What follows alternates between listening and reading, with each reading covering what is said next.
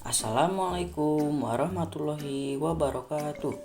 Perkenalkan, nama saya Muhammad Algis Ayodiatala, absen 18 kelas 83. Di video kali ini, saya akan membahas karya fiksi yang akan terbagi menjadi beberapa bagian. Pengertian cerita fiksi, bagian A.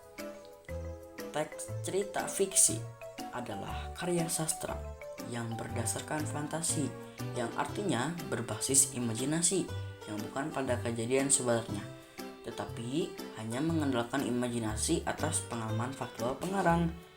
Meskipun bersumber dari imajinasi, ada pembelajaran penting di dalam karya fiksi, yaitu amanat.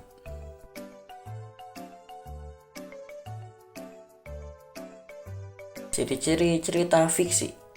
1. Bersifat imajinasi dari berbagai pengarang. 2. Tidak ada nilai kebenaran relatif. Secara umum, bahasa yang digunakan ialah sugestif.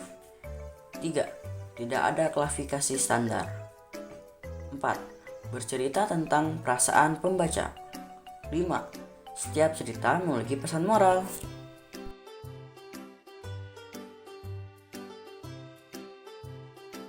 Unsur-unsur cerita fiksi. 1. Tema. Tema adalah pokok permasalahan sebuah cerita yang terus-menerus dibicarakan sepanjang cerita. 2. Alur cerita.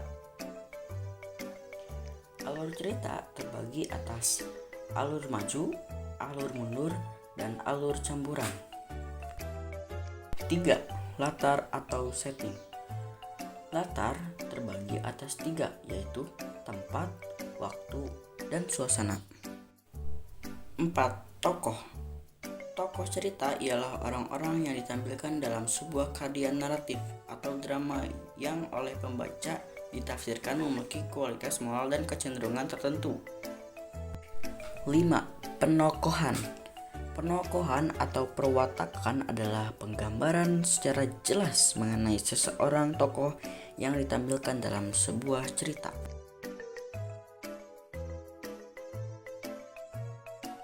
Konotasi dan denotasi, bagian B.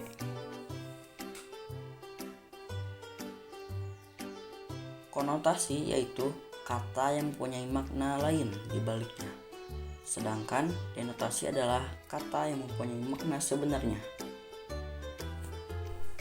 Contoh dari konotasi yaitu hatiku terbunga-bunga. Sedangkan untuk contoh denotasi yaitu bunga sangat indah di depan sekolah. Nah, agar teman-teman paham, kita akan menonton contoh cerita fiksi bagian C. Asal mula kota Surabaya. Dahulu kala, di sebelah utara Jawa Timur, hiduplah seekor buaya raksasa yang ganas dan menyeramkan. Dia adalah penguasa sungai dan menjadi pemangsa yang sangat ditakuti oleh semua binatang di dalam hutan sepanjang tepian sungai. Nama buaya itu adalah Bayar. Dia sangat pandai berburu sehingga membuat takut semua binatang di hutan. Sungai yang didiami Bayar itu bermuara pada laut yang luas. Di laut itu tinggallah seekor hiu ganas bernama Sura. Dialah penguasa laut yang ditakuti semua ikan. Akan tetapi Sura merasa bosan hanya makan ikan setiap harinya. Dia penasaran dengan sungai yang bermuara di lautnya. Suatu hari ia jalan-jalan ke sungai itu. Di tepi sungai ada seekor anak kijang yang sedang minum air sungai. Sura merasa lapar. Diam-diam ia berenang ke tepian dan melompat keluar menubruk anak kijang itu. Sura gembira mendapatkan santapan yang lezat. Setelah makan anak kijang, Sura menjadi ketagihan Keesokan harinya, ia berburu kembali di sungai itu dan mendapat banyak santapan. Semakin hari, Baya menjadi curiga. Karena semakin hari dia semakin kesulitan mencari mangsa. Dia pun menyelidiki sebabnya. Saat melihat Sura menangkap seekor anak monyet berenang di sungai, Baya marah. Baya menjadi marah. "Hai Sura, apa yang kau lakukan di sini? Ini adalah daerah kekuasaanku." Sura tidak takut kepada Baya. Dia malah menantang. "Hei, terserah akulah mau mencari mangsa di mana. Ini kan bukan daerah kekuasaanmu. Jadi semua binatang bebas mencari makan di sini." Perkelahian pun tidak dapat dicegah. Keduanya saling bertarung. Karena sama-sama kuat, pertarungan ini pun sangat lama. Berhari-hari lamanya, semua binatang di hutan terganggu dengan perkelahian itu. Mereka tidak bisa tidur dan tak tenang. Keduanya pun capek. Tak ada yang menang dan tak ada pun yang kalah.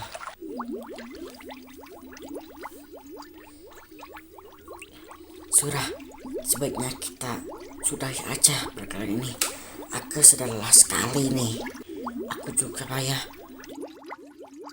Kita sudahi aja pertempuran ini. Sura, mulai sekarang kita batasi saja daerah pemburuan kita. Muara ini adalah batasnya. Jangan sampai kau melanggar batas, karena kamu akan merasakan sendiri akibatnya." "Baiklah Baya, aku terima perjanjian ini." Sura pun akhirnya pergi dari sungai itu dan kembali ke laut. Berbulan-bulan lamanya, hutan itu menjadi tenang kembali.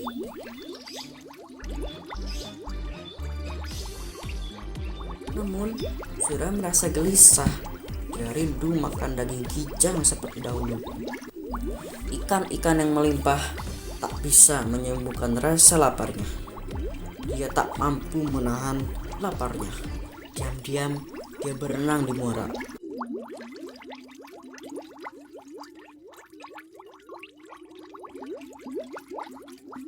Namun sayangnya tak ada mangsa yang mendekat ke muara.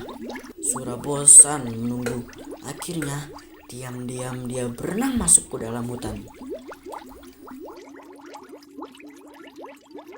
Kali ini dia harus berhati-hati supaya Baya tidak melihat.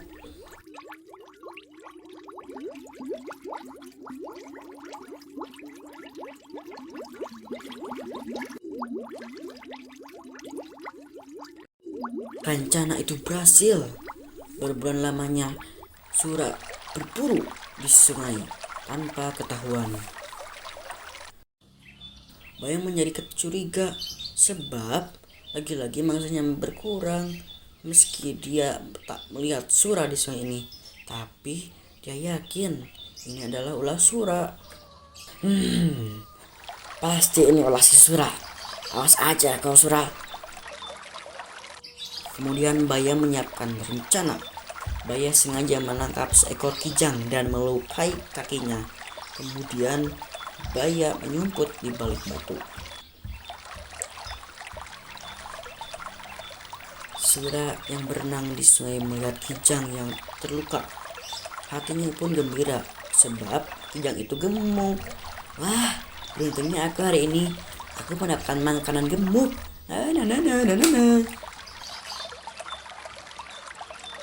Tapi tiba-tiba Baya datang menghadangnya. "Hei, kau ini emang bandal dan tak tahu malu Sura. Serakah kali kau. Bayangkan ikan-ikan yang melimpah itu, tapi kamu malah berburu di tempatku." Baya, kalau kamu mau, kau bisa saja di sana. Aku tidak melarangmu kok." Mandoin aku dengan ikan. Apalagi aku tak tahan dengan air laut. Terserah saja. Aku kan sudah menawarkan.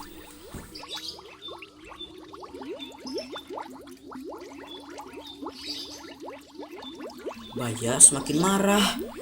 Lalu dia pun menyerangnya. Mau bawa kemana kijang itu?" "Ya ke laut lah. akan aku makan di sana.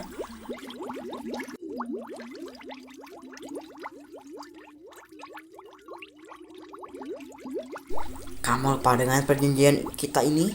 Sungai ini adalah daerah kekuasaanku. Di mana ada air, di situ ada aku. Perjanjian kita ini sangat konyol sekali ya. Ya sudah, kalau begitu.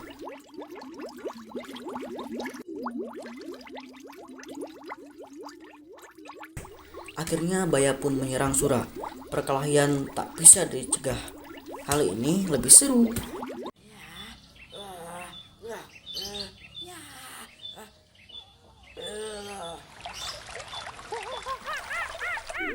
Sura selalu berkelit. Baya menjadi jengkel. Saat Sura lengah, Baya berhasil menggigit ekornya. Ekorku. Sura tak mau kalah. Keduanya pun sama-sama kesakitan dan terluka parah. Namun Baya tak putus asa melawan. Sehingga ekor Sura pun putus. Sura sangat kesakitan. Dia pun lari meninggalkan Baya menuju laut. Sejak saat itu Sura tak berani mendekati sungai ini. Apalagi dia sudah tak mempunyai ekor. Dia tidak bisa berenang sesigap dulu.